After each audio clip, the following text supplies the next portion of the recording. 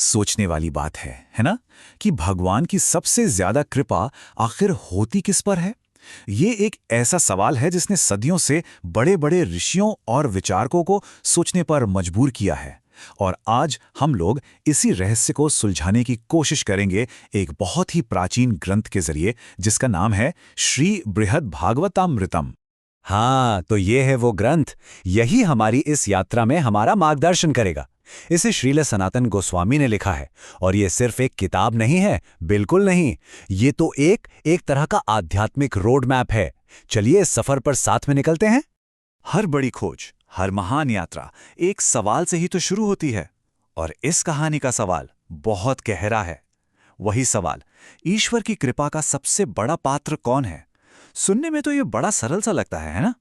पर यही सरल सा सवाल हमारे हीरो को एक ऐसी ब्रह्मांडीय यात्रा पर भेज देता है जिसकी उन्होंने शायद कभी कल्पना भी नहीं की होगी।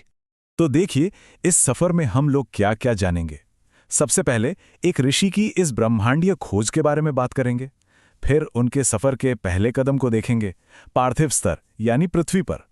इसके बाद हम उनके साथ दिव्य स्तर तक जाएंगे, और फिर भौतिकता से भी परे हम भक्ति के असली स्वरूप को समझेंगे, और अंत में देखेंगे कि क्या ये यात्रा कभी खत्म भी होती है। तो चलिए शुरू करते हैं। तो आइए शुरुआत करते हैं इस ब्रह्मांडीय खोज की। लेकिन इतनी बड़ी, इतनी विशाल यात्रा पर हमारा मार्गदर्शन करने के लिए हमें एक नायक की जरूरत पड़ेगी, और वो भी कोई मामूली नायक नहीं। और हमारे नायक हैं श्री नारद मुनि। ये कोई साधारण ऋषि नहीं है। इन्हें आप एक दिव्य संदेशवाहक, एक अलौकिक यात्री कह सकते हैं, जो अलग अलग लोकों में आसानी से आ जा सकते हैं। उनकी जो असीम जिज्ञासा है और जो गहरी भक्ति है, वही उन्हें इस सवाल का जवाब खोजने के लिए बिल्कुल सही बनाती है। तो नारद मुनि की ये जो यात्रा है ना, इसको एक ब्रह्मांडीय सीढ़ी की तरह सोचिए। वो शुरुआत करेंगे भौम से, यानी हमारे अपने पार्थिव स्तर से। फिर वो ऊपर चढ़ेंगे दिव्य लोक तक, यानी देवताओं के लोक तक, और आखिर में प्रपंचातीत, यानी भौतिक जगत से भी परे। हर एक कदम, हर एक स्तर एक नई और ऊंची सच्चाई को सामने लाएगा। तो चलिए सीधे पहले चरण में चलते हैं। नारद की खोज वहीं से शुरू होती है जहां हम सब हैं, इसी धरती पर, इसी भौतिक दुनिया में। क्योंकि जानते हैं, कभी कभी सबसे बड़े रहस्य हमारी आंखों के ठीक सामने ही तो छुपे होते हैं। प्रयाग की पवित्र भूमि पर नारद को लगता है बस मिल गया जवाब। उन्हें एक ऐसे धनी ब्राह्मण मिलते हैं जो अपना सारा धन, सारी संपत्ति सिर्फ धर्म के कामों में लगाते हैं। एकदम सही उम्मीदवार लगते हैं, नहीं? नारद को तो पूरा यकीन हो जाता है कि हाँ, यही है वो। लेकिन जैसे ही नारद उन ब्राह्मण की प्रशंसा करते हैं, कुछ ऐसा होता है जिसकी उम्मीद नहीं थी। प्रशंसा स्वीकार करने की जगह वो ब्राह्मण बहुत ही विनम्रता से उसे मना कर देते हैं। वो कहते हैं, अरे मैं इसके लिए कैसे योग्य हूं? अगर आपको सच में भगवान की कृपा का पात्र देखना है ना, तो दक्षिण भारत के उस भक्त राजा के दर्शन कीजिए। और यहीं से एक पैटर्न की शुरुआत होती है। तो नारद चल पड़ते हैं दक्षिण की यात्रा पर। वहां उन्हें एक महान राजा मिलते भी हैं, लेकिन फिर से वही होता है। वो धर्मात्मा राजा अपने इतने बड़े राज्य और इतने धर्मनिष्ठ नागरिकों के बावजूद वो भी अपनी विनम्रता दिखाते हैं। वो भी कहते हैं कि वो इसके पात्र नहीं हैं, और वो नारद को एक और ऊंचे लक्ष्य की तरफ भेज देते हैं, सीधे इंद्र के पास, जो दिव्य लोक के राजा हैं। अब ये खोज हमें धरती से परे ले जा रही है। और इसके साथ ही नारद भौतिक दुनिया को पीछे छोड़कर अब दिव्य लोकों की तरफ जा रहे हैं। अब यहां देवताओं और अलौकिक प्राणियों के बीच उन्हें पूरा यकीन है कि अब तो जवाब मिल ही जाएगा। इंद्र के दरबार में जो दृश्य है, वो तो बस देखते ही बनता है। देवताओं के राजा इंद्र अपने दिव्य सभा भवन में बैठे हैं। उनके पास अपार ऐश्वर्य है, छत्र, पंखे, सब कुछ। और वो भगवान श्री विष्णु की पूजा कर रहे हैं। उनकी 1000 आंखों से खुशी के आंसू बह रहे हैं। अब इससे ज्यादा क्या हो सकता है? यही जवाब होना चाहिए, है ना? लेकिन यकीन करना मुश्किल है, पर कहानी फिर से खुद को दोहराती है।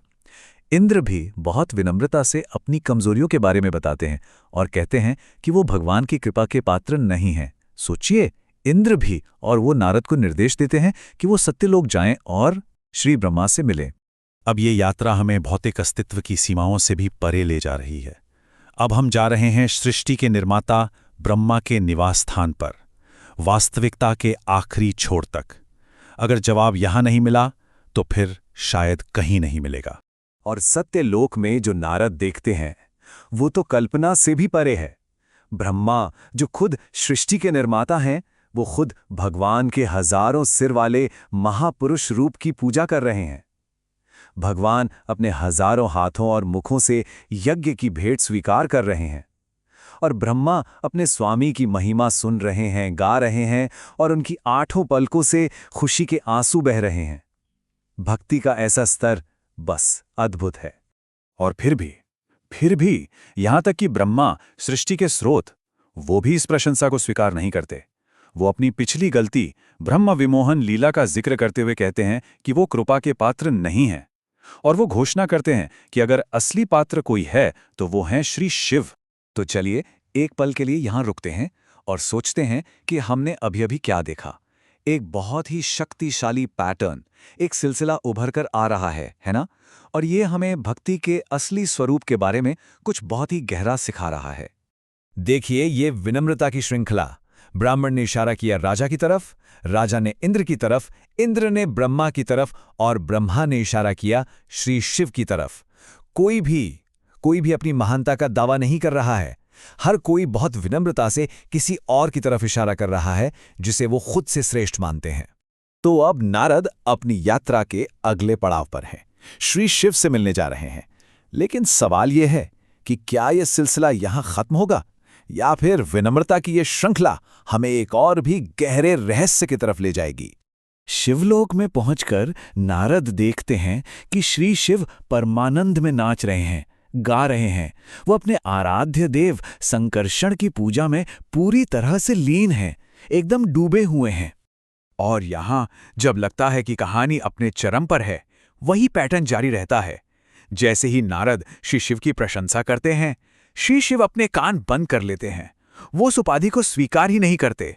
वो कहते हैं कि उनकी सबसे बड़ी इच्छा, उनकी सबसे बड़ी आकांक्षा तो भक्तों का संग पाना है। और इसके बाद वो नारद को एक और महान भक्त श्री प्रहलाद से मिलने भेजते हैं। मतलब खोज अभी भी खत्म नहीं हुई है। और ये बात हमें एक बहुत ही गहरी सोच के साथ छोड़ जाती है। अगर इस ब्रह्मांड के सबसे महान प्राणी भी हर कोई किसी और को अपने से ऊंचा देख रहा है, तो ये हमें भक्ति की सच्ची प्रकृति के बारे में क्या सिखाता है?